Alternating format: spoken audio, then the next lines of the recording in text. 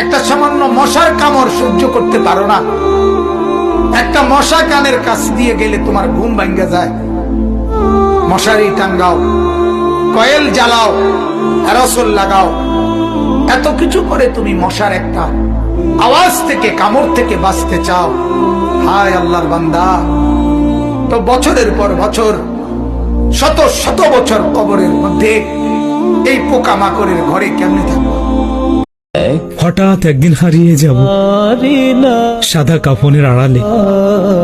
প্রিয়জনরাও বলবে দেরি কেন দাফনে। একদিন তোমার না।